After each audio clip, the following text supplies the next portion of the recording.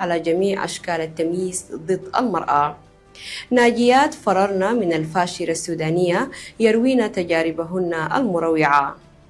وإلى تفاصيل النشرة أقدمها لكم أنا نياكيرو عيسى ماكيليلي.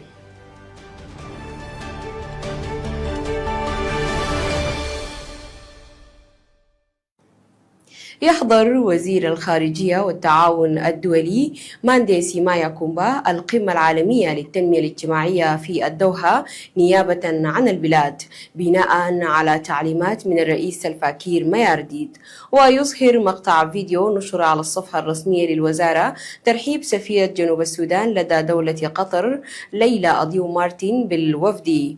انطلقت القمة يوم الثلاثاء وستستمر 3 أيام حيث تجمع قادة العالم وصانعي السياسات لمناقشة وصياغة استراتيجيات لتعزيز التنمية الاجتماعية المستدامة مع معالجة القضايا العالمية الحرجة. اجتمعت 25 منظمة معنية بحقوق المرأة لمناقشة الملاحظات الختامية بشأن اتفاقية القضاء على جميع أشكال التمييز ضد المرأة، والتي سيقدمها جنوب السودان إلى تقرير منظمة سيداو في جنيف. ترأس الاجتماع وزارة شؤون المرأة والطفل والرعاية الاجتماعية ومركز الحوكمة الشاملة والسلام والعدالة.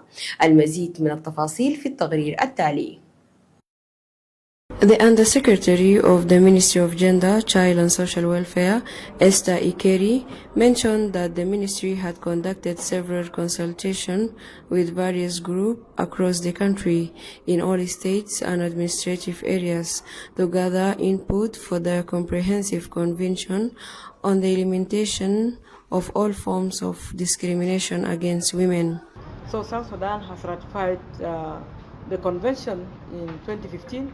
And in 2019, we developed the first country report, and we were able to defend the report in 2021.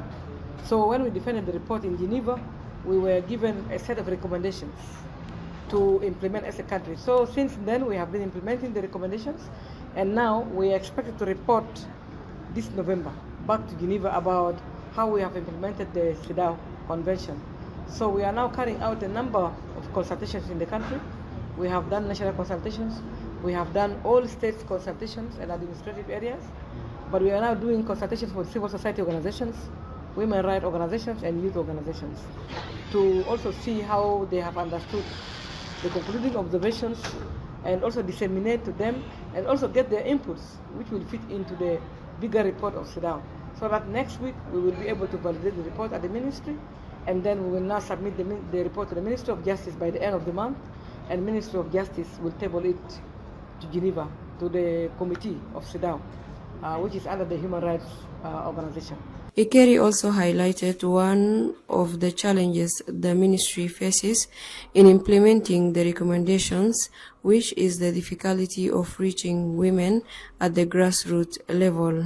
We have not reached so much to the traditional leaders, who are the custodians of the laws and the customs, and this is an area where most of the practices are being done, and where injustices are there, and when women always face inaccess to justice at the traditional court. So this is a gap already we are seeing. The International Convention on the Elimination of All Forms of Discrimination Against Women is an international human rights instrument that promotes women's rights in social, economic, cultural and political areas. صرحت مديرة المشروع في مركز الحوكمة الشاملة والسلام والعدالة بأن غياب الإرادة السياسية والدعم المالي في مؤسسات حقوق المرأة هو العائق الأكبر أمام إقرار مشروع قانون الأسرة ومشروع قانون العنف القائم على النوع الاجتماعي اللذين لا يزالان عالقين في وزارة العدل.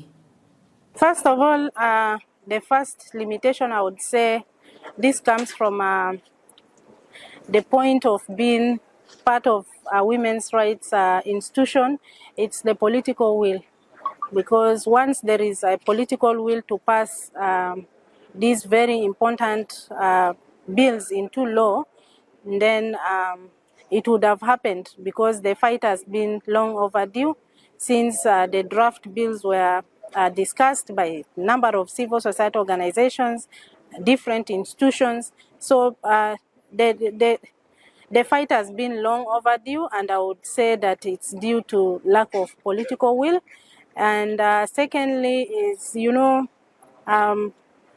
we need resources. We need the technical team to guide us through the different levels of consulting to ensure that the legal bills are in line with our current context as South Sudanese. So it entails a lot of resources, like human resources, financial resources, to even go to different locations within the country to consult with women on how they want what they want to be put in these two bills that are currently being deliberated on.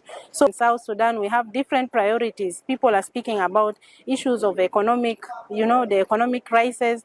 Women are saying we don't eat those bills. We need food on our tables. So those are some of the limitations when we speak about the two bills, mainly the family law bill and the anti-GBV bill. So there are a number of issues that are, hindering us from, pursuing and pushing a few milestones to ensure that these two bills are passed. دعا سلطان لوا بايام في مقاطعة ماغوي الحكومة إلى إحلال السلام الشامل في البلاد، مؤكدا أن الاستقرار الدائم أمر بالغ الأهمية لتحسين إنتاج الغذاء والتنمية الزراعية. وأشار إلى أنه مع السلام ستتمكن المجتمعات المحلية من الانخراط بشكل كامل في الزراعة وإنتاج غذائها، مسلطا الضوء على توافر الأراضي الصالحة للزراعة الشاسعة والموارد الطبيعية الوفيرة في المنطقة. I think the only message I wanted to give the government is to normalize our situation. The only thing we should fight for is food. We don't want food coming from Uganda. We want food. Let us produce our food here. We have enough land. We have enough water, if it can mean even irrigation. We have enough land. So we don't need too much relying on other people. For example, these foods which are coming from Uganda, all the times we expect them to give us food. But why should we always be relying on them? We have our own resources. So it is the responsibility of the government now to see who can do what for us to build a total peace in this country. وإلى الأخبار الدولية، ناجون فروا من الفاشر بالسودان يروون أحداث الإرهاب. More than 60,000 people fled El Fasher in the days after the Rapid Support Forces seized the city. Some made it on foot to Tawila, about 50 kilometers away. Many of those who survived numerous RSF checkpoints and patrols to reach Tawila reported seeing mass executions, torture, beatings, and sexual violence. As we left El Fasher, the fighting was intense, forcing us to run westward. We ran very fast, and when we reached the halfway point, we lost all sense of direction and began running into the unknown. But we kept running. We had no other choice. We suffered greatly along the way. In the streets along our displacement route, we found a lot of bodies. We found bodies of women and youth. There is no one to bury them. Countless people have died, including my son, a soldier, who was martyred in El Fasher. Another son was wounded in the chest and eye and underwent surgery yesterday. Random shelling kills at least 30 to 40 people every day. We have witnessed so much suffering in El Fasher, but we have never seen anything like it since we were children. The roads are full of bandits on motorcycles and camels. They beat people, steal their money and everything they own, even their blankets. According to the UN, the number of displaced people in Tawila nearly tripled between March and September, from over 230,000 to more than 650,000 IDPs. Host communities are overwhelmed by the arrivals, who find there is limited food, medicine, and shelter for them. People are suffering badly from hunger. A lot of people died from lack of food, malaria, and anemia, and lack of physical fitness.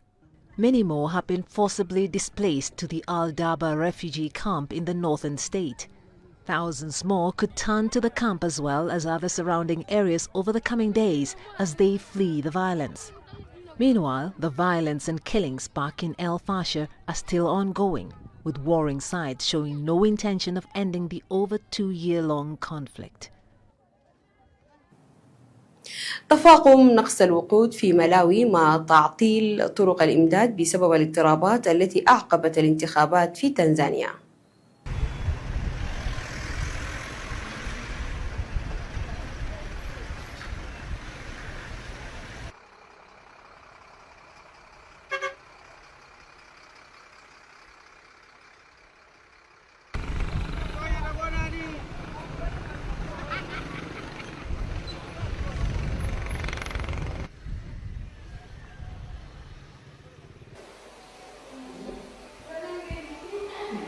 The most sustainable solution has got to do with Malawi holding hands with other countries within the Southern Africa region to engage into negotiations for a peaceful settlement on the election, post-election aftermath.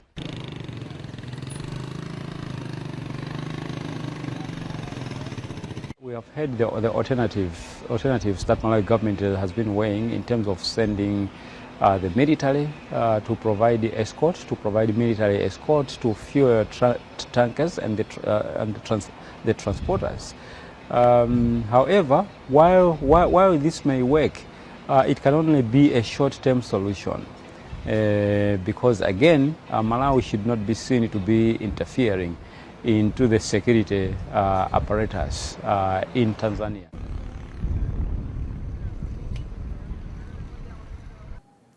افتتاح المتحف المصري الكبير في القاهرة.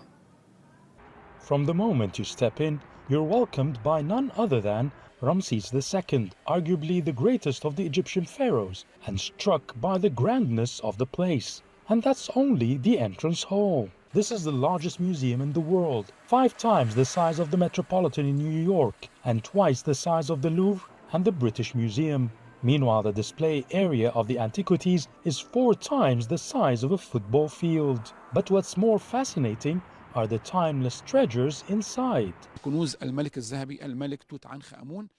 The full impressive collection of King Tutankhamun will be displayed in one place for the first time, in a 75,000 square foot hall.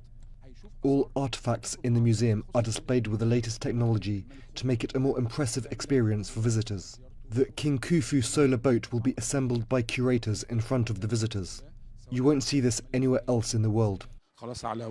There are a dozen halls in the museum with revolutionary display systems to showcase the world's oldest civilization. We're not providing a visit, we're providing an experience. And that starts by, as you see, the grand stairs that we're standing on, which tells a story. And then we're using a lot of technology. We're providing a lot of recreational areas, including restaurants, including shopping area, dedicated to only heritage. The museum is set to attract about 7 million visitors every year. How do you feel being in charge of this place that the whole world will be witnessing or looking forward to? Well, actually, there are 2 different feelings. One of them is being proud on being on top of this great project. The other thing is a lot of responsibility, which is causing a lot of stress. Being responsible for such a great project and taking care of all the details related to such a big thing that I have to be capable of handling it. You need to make 2 things. You need to make the experience not forgettable. As everyone here puts it, the gem is Egypt's gift to the world. وختاما إليكم العناوين مرة أخرى. وزير الخارجية يحضر القمة العالمية للتنمية الاجتماعية في الدوحة. اجتمعت 25 منظمة لحقوق المرأة لمناقشة الملاحظات الختامية بشأن اتفاقية القضاء على جميع أشكال التمييز ضد المرأة. وناجيات فررن من الفاشلة السودانية يروين تجاربهن المروعة. شكرا لمتابعتكم نشرة الأخبار باللغة العربية على قناة جوبا إيكو. قدمتها لكم أنا نياكيرو عيسى ماكيليلي، وأمسية سعيدة.